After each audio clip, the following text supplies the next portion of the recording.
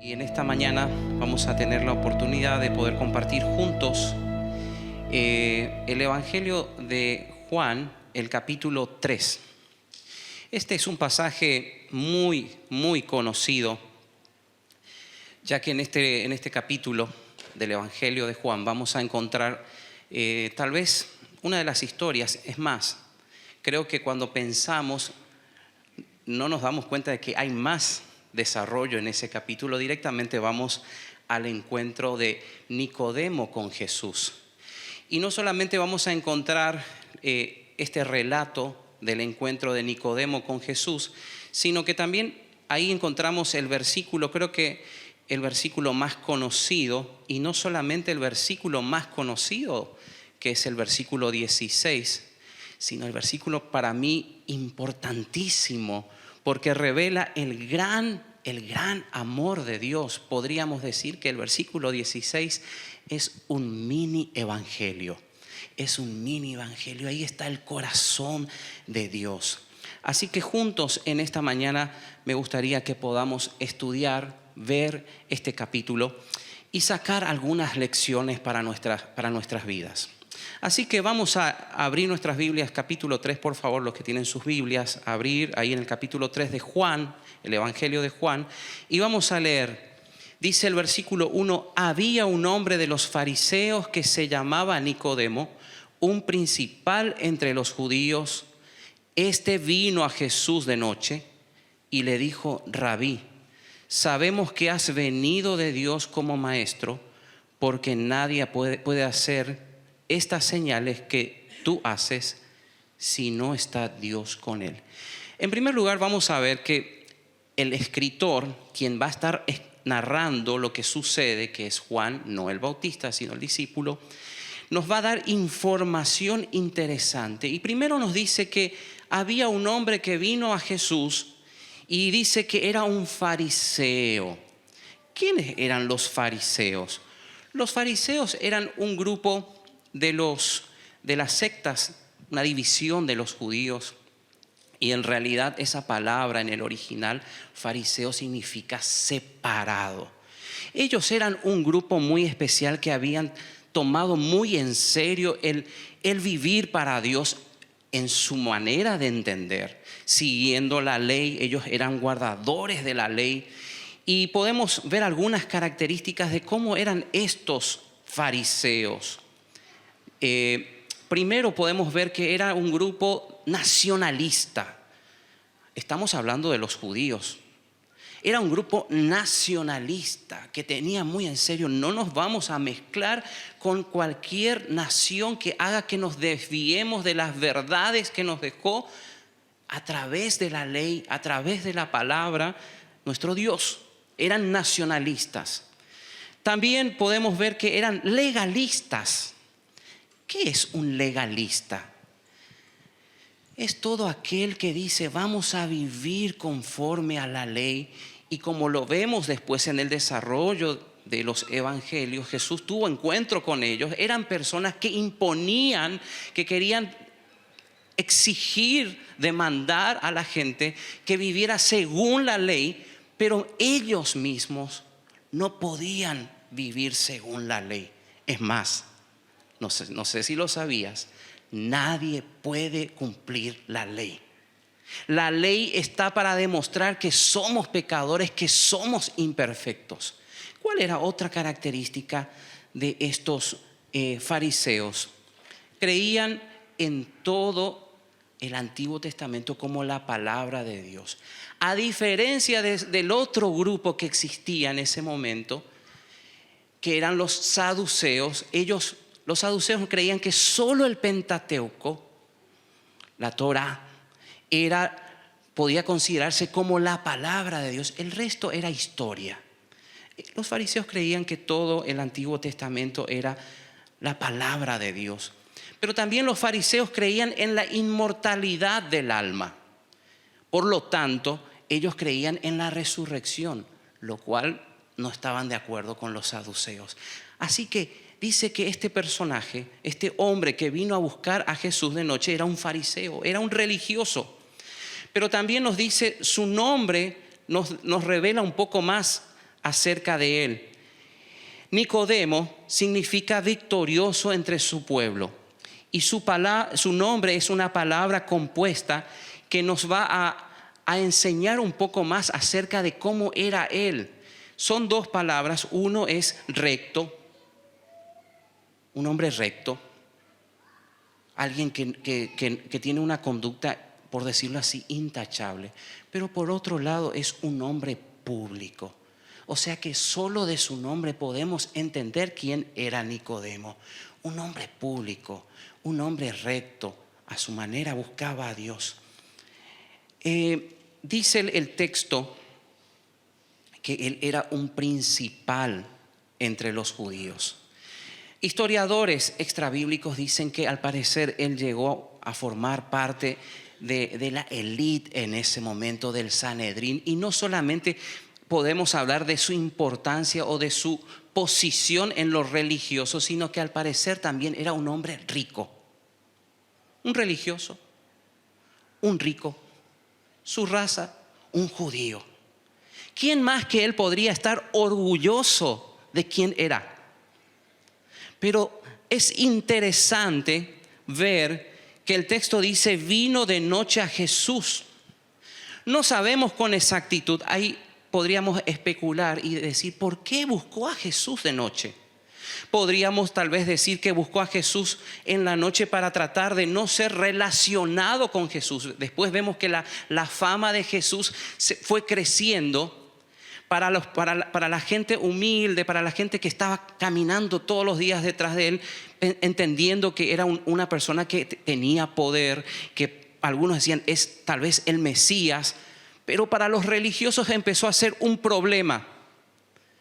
Luego vemos la persecución hacia su persona. Tal vez por eso Nicodemo prefirió buscarlo en la noche.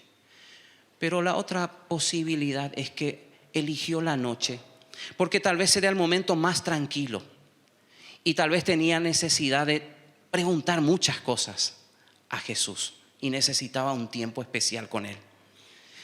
Ahora me llama la atención que la forma en que se refiere, que se dirige a Jesús y le dice rabí. Es interesante que así como en aquella época y hoy existen escuelas rabínicas, Jesús no pertenecía a ninguna de esas escuelas rabínicas.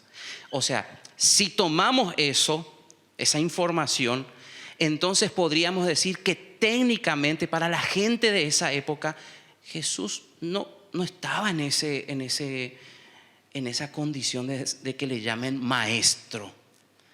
Pero evidentemente Nicodemo estaba impactado por lo que escuchó y tal vez incluso por lo que vio de Jesús. Así que lo buscó en la noche. Y dice, sabemos que has venido de Dios como maestro. Evidentemente hay un grupo de gente que está detrás y con él tal vez, que no es él solo, porque dice sabemos. Y dice, porque nadie puede hacer estas señales que tú haces si no está Dios con él. ¿Y sabes qué? Yo me imagino, quiero que uses tu imaginación en este momento, a Jesús y Nicodemo. Y Jesús, sin ser grosero, Jesús está escuchando, sin tener una mala actitud, va a encarar, como se dice, va a ir directamente al grano en esta charla. Y lo primero que Jesús, vamos a ver en esta mañana, yo decidí titular a este mensaje un encuentro con Jesús. Un encuentro con Jesús que cambia para siempre la vida, que cambia para siempre tu forma de ver las cosas. Y vemos que Jesús en el versículo 3 le va a responder y le dice, respondiendo Jesús y le dijo, de cierto te digo. ¿Sabes que esa es una expresión tomada, prestada del hebreo? Amén, amén, amén te digo, que el que no naciere de nuevo no puede ver el reino de Dios. ¡Wow! ¡Wow! Nicodemo, un religioso, un maestro que fue a buscar para entender de qué se trata esto.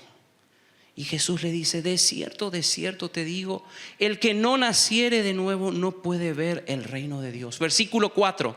Nicodemo le dijo, evidentemente Nicodemo no entendió y quedó choqueado. Nicodemo le dijo: ¿cómo puede un hombre nacer siendo viejo? ¿Puede acaso entrar por segunda vez en el vientre de su madre y nacer? Es interesante que la clave está en las palabras. Cuando estudiamos tenemos que prestar atención a las palabras. Y Jesús, cuando le dice nacer de nuevo, esa expresión en su raíz primaria, en su original, es de arriba o del cielo. Si bien se utiliza en la palabra de Dios en varias connotaciones, en varias formas, en diversos momentos, como podemos ver en Marcos capítulo 15, versículo 38. Por ejemplo, cuando Jesús murió, dice: entonces el velo del templo se rasgó en dos, de arriba a abajo. De arriba a abajo. Y esa es la misma expresión que aparece, que utiliza ahí Jesús para decirle: es necesario nacer de nuevo. Pero no solamente encontramos ese uso en Marcos, sino también en el mismo capítulo 3, en el versículo 31, dice: el que de arriba viene es sobre todos. El que es de la tierra es terrenal y cosas terrenales habla. El que viene del cielo es sobre todos. Y vemos este otro uso y haciendo referencia de arriba y al cielo. Pero también vemos en Lucas capítulo 1, en el versículo 3, ahí al inicio del evangelio dice: me ha parecido también a mí, después de haber investigado con diligencia todas las cosas desde su origen. Esa es otra vez la misma palabra utilizada acá como el principio, desde su origen. Y en Gálatas capítulo 4, versículo 9 también vemos cómo se utiliza esta palabra que utiliza acá Jesús. Y dice: mas ahora conociendo a Dios, o más bien siendo conocidos por Dios, ¿cómo es que os volvéis a los débiles y pobres rudimentos a los cuales os queréis volver a esclavizar? Volver otra vez. Ahora, pregunta: entonces, ¿qué le estaba queriendo decir Jesús a Nicodemo? Vemos que es un encuentro que concede redención. Se encuentra Jesús con un hombre religioso, un hombre que, a diferencia de muchos otros fariseos, profundamente en su corazón él buscaba a Dios, él buscaba acercarse a Dios, estaba tratando. Sincera era su búsqueda, era sincero en su búsqueda, pero al mismo tiempo tenía una gran ceguera espiritual. Estaba buscando en el camino equivocado. Jesús mismo dijo: yo soy el camino. Venir a la iglesia, cumplir, en su caso era ir al templo, cumplir con los ritos, que estaba bien y lo tenía que hacer, pero no eran el camino para la salvación. Evidentemente, la perplejidad de Nicodemo se ve por su expresión. Él había entendido que nacer de nuevo se refería a volver a entrar al vientre de su madre y volver a nacer física, carnalmente. Pero el hecho de que él haya entendido eso no significa que eso fue lo que Jesús le estaba planteando. Evidentemente él no entendió. Versículo 5, avanzamos en el relato y dice: Jesús vuelve a insistir. Respondió Jesús y dice: de cierto te digo, que el que no naciere del agua y del Espíritu no puede entrar en el reino de Dios. Es interesante porque pareciera que Jesús le confunde un poco más. Porque del agua y del Espíritu.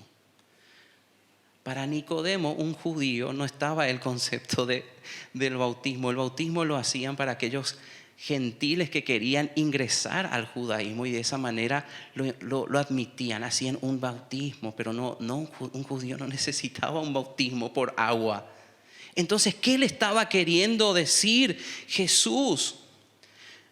utiliza el concepto de la ilustración, algo que él iba a entender, nacer. Y dice, nacer del agua y del espíritu no puede entrar en el reino de Dios. Dijimos que es un encuentro que concede redención. Y en primer lugar vemos que en esa redención hay una intervención divina. No pasa por vos ni por mí. Dios tuvo que intervenir. Eso es lo que le está tratando de plantear Jesús a Nicodemo, y le dice versículo 6, lo que es nacido de la carne, carne es, y lo que es nacido del espíritu, espíritu es. El Señor tomó las palabras de Nicodemo y le explicó más acerca del nacimiento, de este nacimiento que le está hablando. Nacer del agua quiere decir nacer físicamente. Nacer como todos hemos nacido algún día, y recordamos en el día de nuestro cumpleaños. Pero nacer de nuevo quiere decir nacer espiritualmente, nacer a través del Espíritu de Dios. Y vemos que en el nacimiento están involucrados dos, papá y mamá. Y así como en el nacimiento natural hay dos elementos que tienen que estar: la palabra y el Espíritu. La palabra de Dios y el Espíritu. Santiago 1:18 dice, Él, Dios, de su voluntad nos hizo nacer. ¿Por qué? La palabra de verdad, para que seamos primicias de sus criaturas. Primera de Pedro capítulo 1 versículo 23 dice, siendo que renacidos, no de simiente corruptible, sino de incorruptible. ¿Por cómo? Por la palabra de Dios que viene y permanece para siempre. Hay dos elementos, la palabra de Dios y el Espíritu de Dios. El Espíritu de Dios toma la palabra de Dios, la verdad, y cuando el pecador cree, el Espíritu de Dios imparte la vida de Dios. Juan capítulo 8 versículo 32 dice así, y conoceréis la verdad, y la verdad os hará libres. Una intervención divina. Yo no sé cuál es tu experiencia con Jesús. Puede que haya pasado muchos años que venís a la iglesia. Tal vez sos como Nicodemo. Porque, y no quiero que pienses que eso es vergonzoso. Tal vez como Nicodemo pensaste que es venir a la iglesia, cumplir, asistir. Tal vez pensaste que es hacer cosas, que no está mal, pero no es el camino.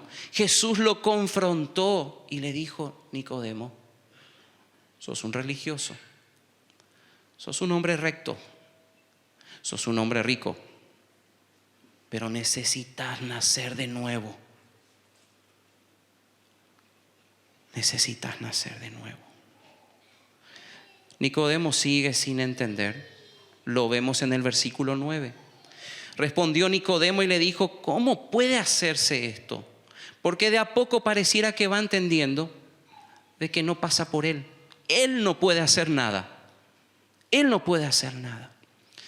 Y Jesús le responde en el versículo 10, ¿eres tú maestro de Israel y no sabes esto?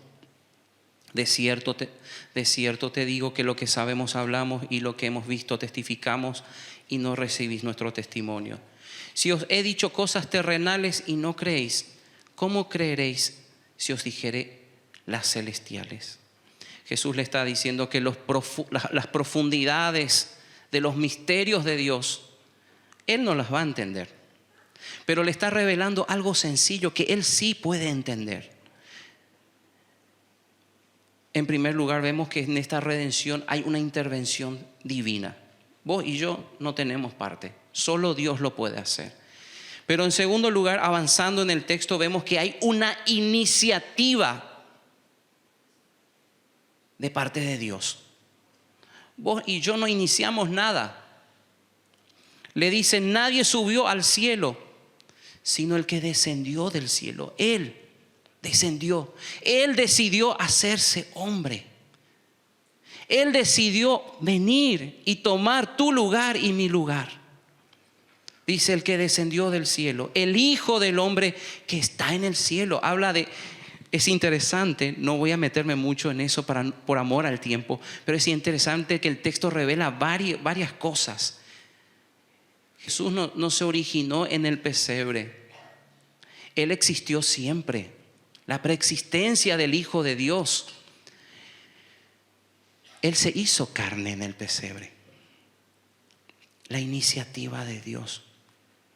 Nosotros le amamos a Él, como dice el texto, porque Él me amó primero.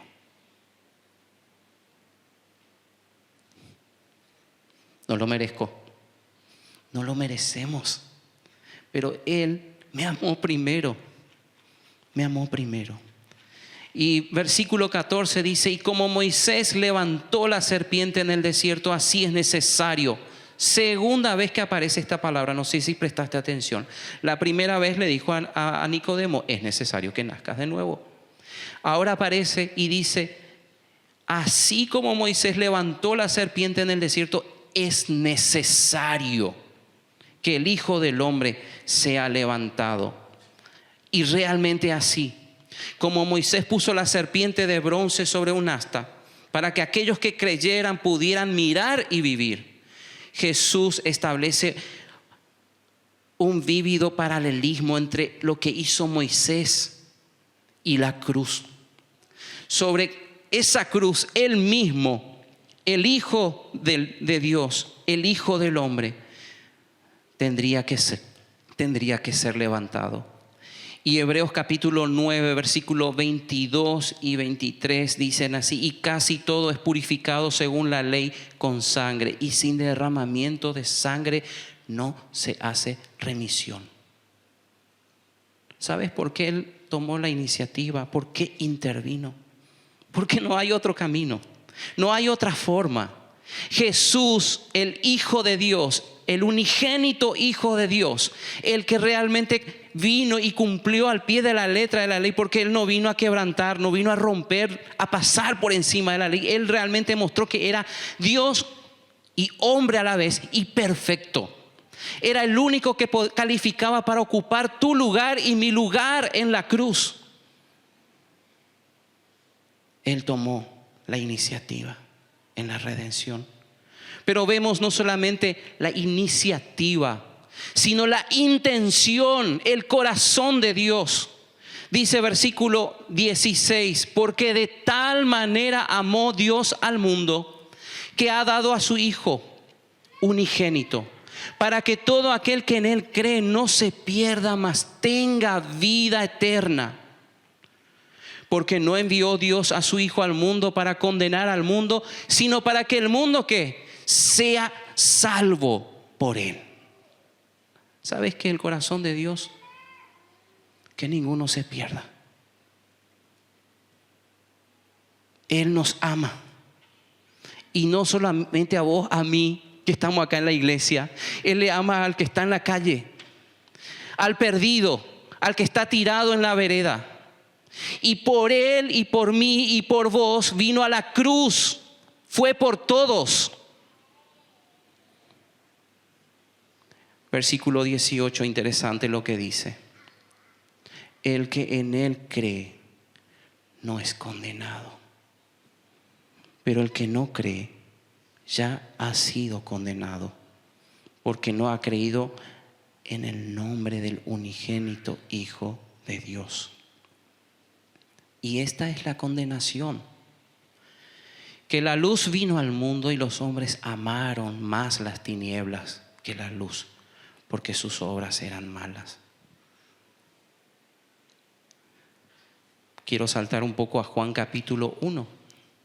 Dice que a los suyos vino y los suyos no le recibieron. Vino a su propia casa, a lo que Él creó, a la tierra. Y los suyos, su propio pueblo elegido, no lo recibieron. Pero qué lindo, porque dice: mas a todos los que le recibieron, a aquellos que decidieron creer y confiar les dio potestad de ser hechos hijos de Dios. Esa palabra es muy poderosa, potestad, es un derecho legal. Un encuentro que concede redención, pero un encuentro que cambia una relación. Voy a avanzar rápidamente. En el versículo 22 arranca y dice: después de esto. ¿Después de qué? Después de la entrevista que tuvo Jesús con Nicodemo. Porque decía el texto, el pasaje, habla de más que solo el encuentro de Nicodemo con Jesús. Y dice: después de esto vino Jesús con sus discípulos a la tierra de Judea y estuvo allí con ellos y bautizaba. Juan, el Bautista, bautizaba también en Enón junto a Salim, porque había allí muchas aguas y venían y eran bautizados. Porque Juan no había sido aún encarcelado. Entonces hubo discusión entre los discípulos de Juan y los judíos acerca de la purificación. Y vinieron a Juan y le dijeron: Rabí, maestro, mira que el que estaba contigo al otro lado del Jordán, de quien tú diste testimonio, bautiza y todos vienen a él.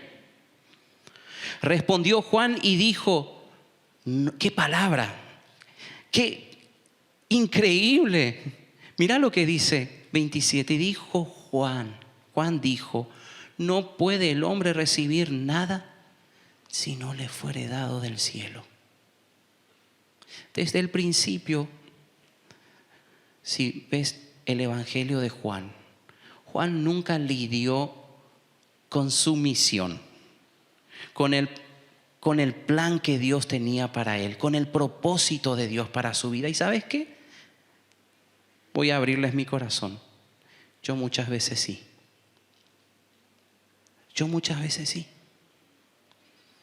Sigue el texto y dice: vosotros mismos me sois testigos de que dije: yo no soy el Cristo, sino que soy enviado delante de él. Pero este versículo me encanta porque dice: el que tiene la esposa es el esposo, mas el amigo del esposo que está a su lado y le oye, se goza grandemente de la voz del esposo. Así pues, mi gozo está cumplido. Un encuentro que cambia la relación. Aquí Juan va a utilizar a modo gráfico, ilustrativo, a Jesús como el esposo y se presenta a él como el mejor amigo del esposo. ¿Quién es más importante? El esposo. Usa esta ilustración y nos va a enseñar. Y él mismo se considera como el amigo del esposo. Ahora, dije que es un encuentro que cambia la relación. ¿Sabes que si tenés a Cristo en tu corazón, pensá de esta manera: antes no eras amigo. Es más, eras enemigo. Romanos capítulo 5, 6 en adelante podemos ver que porque Cristo, cuando aún éramos débiles, a su tiempo murió por los impíos. Versículo 7, ciertamente apenas morirá alguno por un justo, con todo pudiera ser que alguno osara morir por el bueno. Versículo conocido, 5:8 más: Dios muestra su amor para con nosotros en que siendo aún pecadores, Cristo murió por nosotros. Pues mucho más estando ya justificados en su sangre, por él seremos salvos de la ira. Versículo 10, porque si siendo enemigos fuimos reconciliados. No siempre fuiste amigo. Y si todavía no tuviste un encuentro personal con Cristo, Él quiere ser tu amigo. Él te ama. Él te ama. Fuimos reconciliados. Pero me encanta Juan, capítulo 15, versículo 15. Jesús mismo dice: ya no os llamaré ¿qué? Siervos. Porque el siervo no sabe lo que hace su Señor, pero os he llamado amigos. Porque todas las cosas que oí de mi Padre os la he dado a conocer. Yo, amigo de Dios, sí, por su gracia, porque Él me ama, porque Él me amó. Terminando, un encuentro que cambia la relación, pero un encuentro que conduce a la rendición. Este mismo Juan que tiene una charla, no una discusión, sino le explica a sus seguidores: yo no estoy lidiando con esto. Yo me gozo porque Él es el esposo y yo soy el amigo del esposo. Este es uno de mis versículos favoritos, Juan 3:30. Y dice así: es necesario que Él crezca, pero que yo mengüe. Un encuentro que habla acerca de una rendición. Rendición de mis derechos, rendición de mis planes, rendición de mi vida, entregarlo por completo. ¿Sabes que esta palabra acá cuando dice es necesario que Él crezca? Nosotros no tenemos tal vez en nuestro idioma español, en el castellano, algo que se acerque a esa expresión. Pero ¿sabes que esa palabra es necesario que Él crezca? Es como si dijera de esta manera: es necesario que cada día Él crezca más y siga creciendo. Y por el contrario, yo cada día vaya decreciendo, vaya decreciendo, vaya decreciendo. Y no lucho más, porque Él es lo más importante para mí. Él es lo más importante en mi vida. Y no solamente que cuando yo mengo Él es más importante, la gente ve a Cristo y no me ve a mí.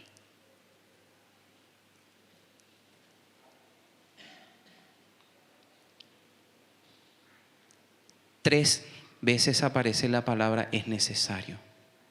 La primera, para un hombre religioso, rico, que pensaba que estaba en el lugar correcto, y le dijo: es necesario nacer de nuevo. Naciste de nuevo.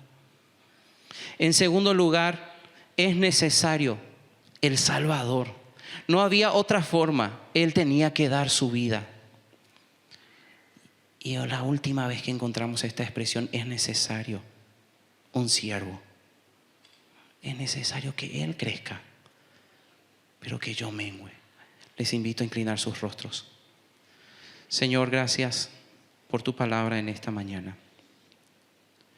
Gracias, Señor, porque podemos ver esta lección de un encuentro contigo que cambia para siempre nuestra vida, nuestra eternidad, nuestra perspectiva y nuestra forma de ver. Gracias, Señor, porque en ese encuentro hay redención. Nos salvaste, Señor, no porque lo merecíamos, sino porque nos amaste. Gracias, Señor, porque en ese encuentro hay una relación distinta, nueva relación, no religión, relación, Señor. Pensar que puedo ser tu amigo, que tú eres mi amigo. Pero gracias también, Señor, porque al entender todo lo que has hecho por mí, cómo no rendir mi vida enteramente y decir como Juan: es necesario que yo mengüe, pero que Cristo crezca. Bendice, Señor, la vida de cada uno de mis hermanos, de cada uno de los oyentes, en nombre de Jesús. Amén.